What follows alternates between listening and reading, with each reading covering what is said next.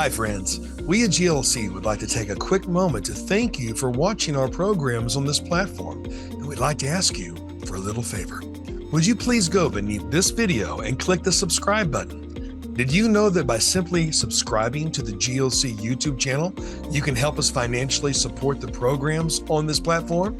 You'll need to be signed into YouTube beforehand, but if not, simply click the subscribe button and YouTube will automatically walk you through the steps to sign in or to create an account. By taking these simple steps, you will not only ensure that you continue to receive our unique programming and gain instant access to the hundreds of videos we post, but more importantly, you'll also be telling YouTube that GLC's content is worth watching and promoting. Likewise, if you enjoyed a specific program, please click the thumbs up button below, which also helps inform YouTube that this is a program worth recommending. Finally, once you have logged in and subscribed, please click the notification bell below in order to receive announcements when we post new content. As usual, feel free to post your questions and comments in the comments section below. We always love hearing from our friends and viewers. Again, thank you for watching and supporting God's Learning Channel. We couldn't spread the message of the gospel without you. Be blessed, and we hope you enjoy the show.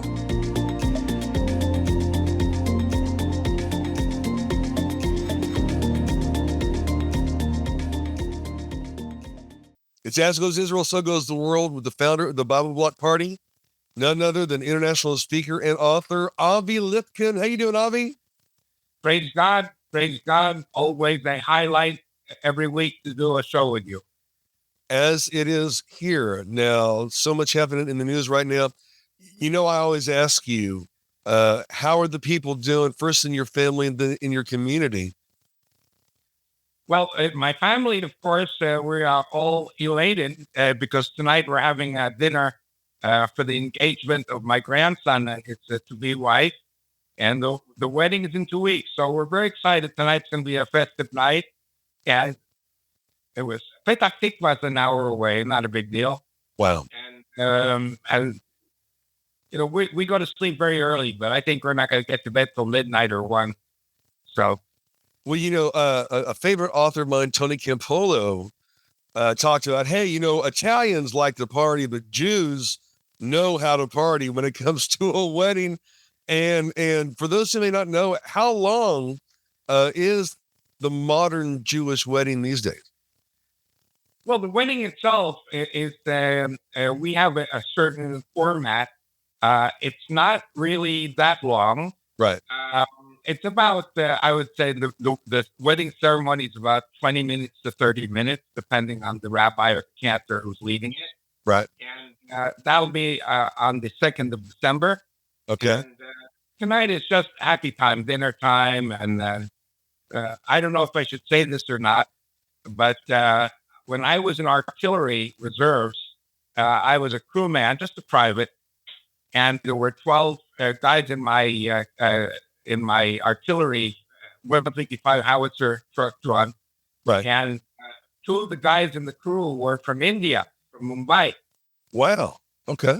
And so we'd be maneuvering in the desert late at night and drinking vodka and whiskey, whatever we could get our hands on, we were drinking. And you know, mouth to mouth. They were like family. And then we'd be throwing the bottles out into the dark of the desert. We almost hit our commander while he was driving behind And, you know, he was saying, you know, are you guys in the army or are you guys out at the bar? He said, no, we're out at the bar. We're drunk, completely plastered. But the thing is that these 2 guys from India, let me tell you, they take it the Russian straight. Oh yeah. The guys from India drink more. Oh, really? Really? Yeah, they really something. But the thing is that when they really got drunk, they would start cursing. And the cursing, I mean, nobody on this show knows what I'm saying, so I'm not right. Anyway. Okay. But I said to them, listen, this is poetry. And you guys have to teach me how to curse the local like the Bombay. Anyway, so I memorized this until now. So if you, a few years ago, El Al was on strike, so I couldn't fly El Al to the United States. I flew with United. Right. And so when I was flying back, I was flying United. And I got to Newark New Jersey, Newark Airport.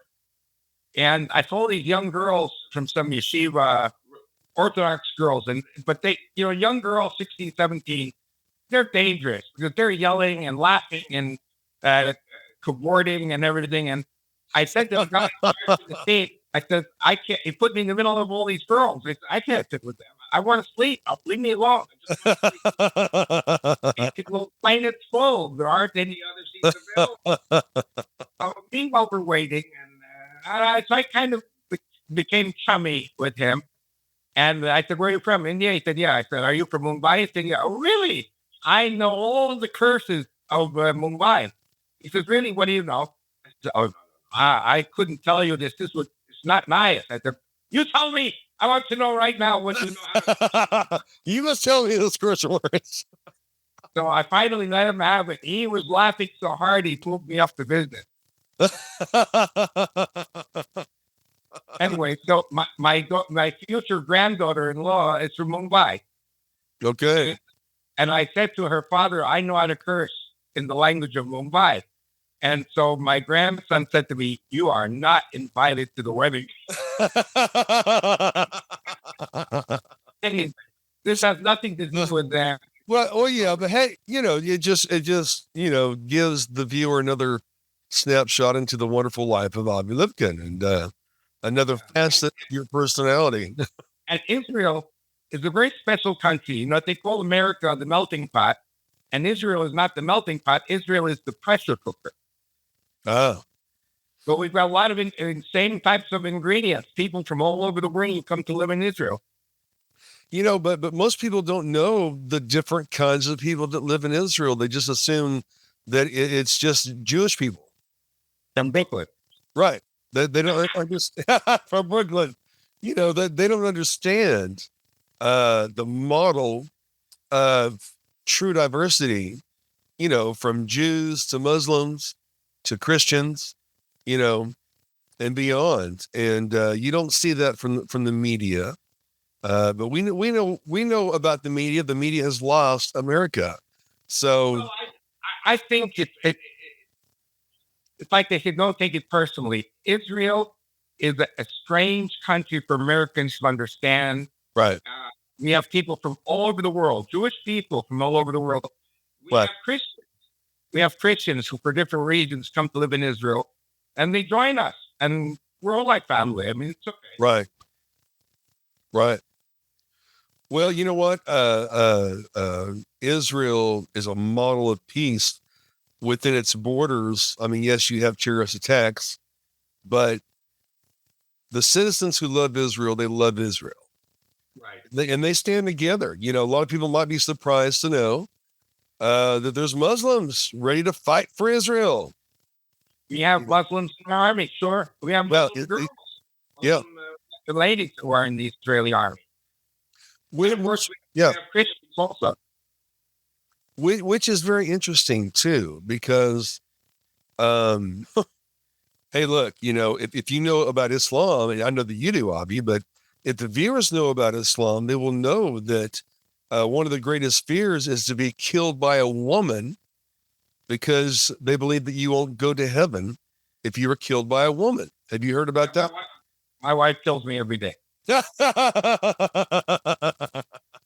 She's killing you softly, man. She revives me. Well, you know what? If you look on the world stage, here's an example. Has the media forgotten that Israel is at war? Well, they hope that you do. And of course, days ago, Comrade Biden, gave permission for Ukraine to use long-range missiles on Russia. The missiles that your tax dollars, folks in America, have funded. And, if you didn't know any better, this real peaceful transfer of power came with a knife behind the back, because anyone would ascertain from this side of the pond that he wants to start World War III before the inauguration. That is, I don't know. What are your thoughts? Well, I just did a Zoom before with my group from Dallas, Fort Worth, And that was one of their primary questions. Right. Is this a red flag? And there are a number of possible red flags. I mean, a war with Russia, World War III could be a red flag to prevent Trump from becoming stalled as president again. Another possibility, which I've been talking about, always talking about, is they got 19 terrorists flying 4 aircraft on September 11th, 2001. Right. 19. You've got now thousands, if not tens of thousands of Muslim terrorists that the U.S. government does not have a clue who they are, where they are. Or they do, and they've placed them around the country. That could also be. Yeah. If you're a farmer or you raise cattle, every head of cattle has a chip in the ear, and Right. so every cattle or every animal on the farm has a chip, but Muslim terrorists have no chip. They can go where they want, do what they want, and raise havoc in the United States. That is definitely, I would say, that would be more of a red flag. And you also have Chinese soldiers who come across the border as refugees, and you have different types of Muslims. And you have to remember Boris and Natasha, no good nicks. Yep. These are no good nicks. These are people who want to destroy America. And there are people, and I said this on your show many times, that I'm in favor of good Latinos coming into the States to work. Right. Of course. Yeah. But terrorists who are unvetted have to be arrested and expelled or shot. Right. Yeah. Well, and again, Democrat leaders know exactly what's going on. The cartels pay politicians well to turn a blind eye. I mean, my gosh, Connie Harris, if she ever really went to the border, she would see the atrocities that happen to women once they arrive, and children. Our new border leader, I don't want to use the word czar. I thought, man, where are they getting off of these communist titles? He said, look, I saw a person stabbed 26 times in the face because they couldn't pay their transfer bill. I mean, it's atrocities, and this government knows it well. They advertise. The left has always advertised in other countries. Come to America, we'll take care of you. And then Catholic Charities gets millions of dollars from Biden. Yeah, I said it.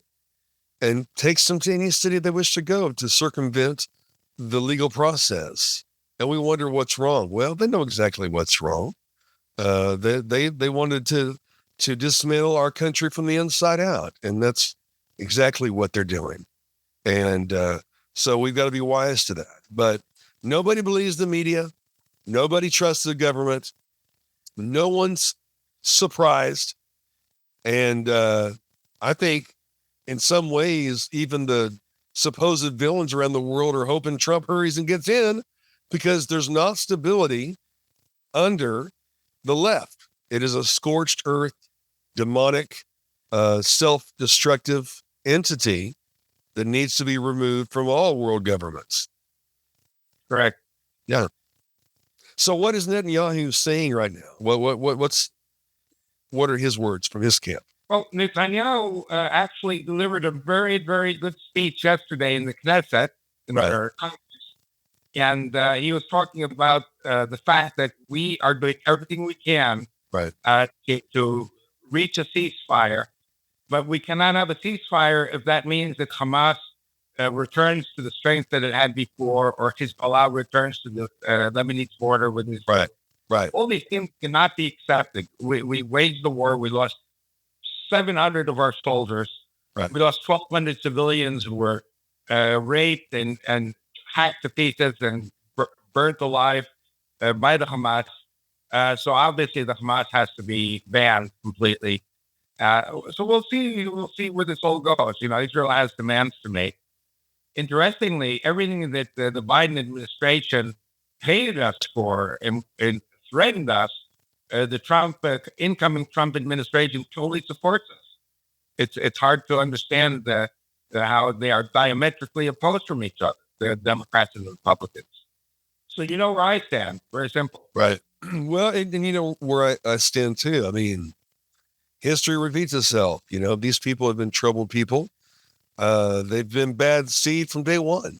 The leaders, slavery, Jim Crow laws, Native American genocide, you name it. And here we are again. You know, I am impressed that the Black community has finally awakened. You know, and I've never seen the conservative party look more diverse than it does now. I mean, you've got blacks, whites, Asians, Orthodox Jews, Muslims, you know, Latinos, you know, and of course, you know, the Latinos never bought into this anti-family, abortion, LGBTQ. Boy, talk about losing on a demographic. Try telling a machismo Latino that he should allow a man in the bathroom with his daughter, and he'll take care of you, man. You know, he'll take care of you, SA. You know, I grew up with Latinos. I grew up with the Black community. I grew up with the Asian community. We celebrated each other. We loved each other. We stood up for each other. And those crazy policies in an effort to castrate children, to stop bloodlines, they don't fly with the Latino community, and they don't fly with the Black community either. They don't, not as much as they do the white community. And talk about a miscalculation, but my goodness, but it's the same problems. And we just need solutions. There's already hope. There's an air of hope. There's a heaviness that has lifted in America. And you know what I'm talking about, folks. And you know, the rabid blue-haired true Nazis. You know, when you see swastikas, it's not the conservatives doing that. It's always the left. Why is that? When you saw Antifa or BLM, which was originally Black Lesbians Matter until Soros gave them millions, which they never spent on the Black community. They just bought real estate and tried to dodge jail. But we live in a time where things are becoming very well known. You know, someone famous once said, you can judge a tree by its fruit. And we're seeing rotten fruit from the past 4 years.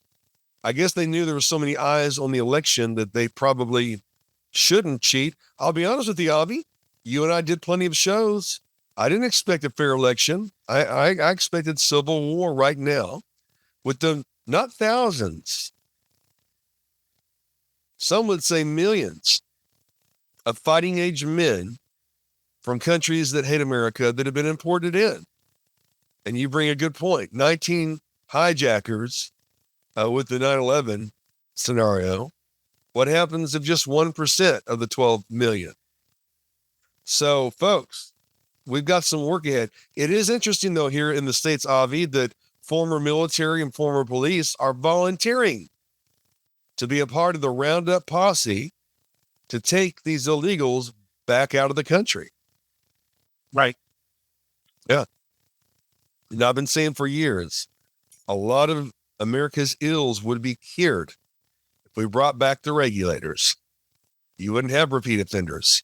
You wouldn't have estimated, some estimations at 30,000, but it's safe to say at least 13,000 convicted rapists and murderers set free in our country. And they're killing Americans, folks. But the left thought they could get enough votes from these third world thugs. And they were surprised. A lot of us were surprised. But nonetheless, you know, I got one of your news alerts. Folks, you need to go to biblicalalliance.com, make contact with Avi, and you send out these alerts, Avi, these articles and such. You know, one of the recent was the battle within Netanyahu's circles. I mean, they just still keep trying, even though they seem to be losing ground around the world. Correct. Well, I think one of the problems here that the world does not want to address is that you have in Washington, D.C., the swamp. Right. Here in Israel, we also have the swamp. Right. swamp here works with the swamp in Washington, D.C. Right. But the bottom line is to overthrow Netanyahu. The problem is that every time Netanyahu is attacked and that they try to carry out a coup d'etat against him to overthrow Netanyahu, his popularity increases. It's up to 70% now. That's a lot for any leader in any country, 70% support. Don't forget, 20% are Arabs. So it's a given that the Muslims will be anti-Netanyahu. The Muslims as a group, even though there are many Muslims in the Israeli army. At what point do the people have enough and they just say, hey, you know what? We're taking you guys out of office. We've had enough. Well, that would mean civil war. Right. And I think that neither Israel nor the United States wants civil war. And so the answer very simply is let the democratic process work, because the majority proved it was with Trump, and the majority here in Israel is with Netanyahu. It's the same exact situation. Now, it's no secret that Putin is somewhat of a fan of Trump. Even when Trump talks tough and acts tough and approves sanctions if they misbehave. Did you ever think you'd see a world where Putin and Netanyahu would possibly work with the same guy? I mean, interesting. Hey, listen, the difference between, let's say, Trump and Netanyahu, right, very similar. And Putin is that the swamp hates all three of them. Yeah. But the problem with Putin is that Russia has never had a democratic system. Never. Right. Russia has always been a dictatorship. It's been autocratic, and it has been bloody. Yeah. And what surprises me is that today I read that the number of casualties in the Russian army is 750,000 dead soldiers in the Russian army. And, those of us who believe in God, we love all our children. We love all our soldiers. And you know what? It hurts me that there are 750,000 dead Russian boys who have nothing to do with the stupidity of Putin, and 300,000 Ukrainians who died fighting, men and women, because Ukrainians mobilized their women also to go and fight in the front. You don't see that with Netanyahu or with Trump. Maybe Trump has a little bit of bluster to the way he talks. Right. But you remember what I said many times on your show, that if a rapist sees a woman dressed up like a slut and he sees a woman dressed up in a karate gi, who does he go after? He doesn't go after the karate gi. Yeah. So he goes after the lady who's radiating, come and get me. That's the Democrats. And the problem is that the slut, the Democrat, is a karate expert also. And in the end, it's the same U.S. military.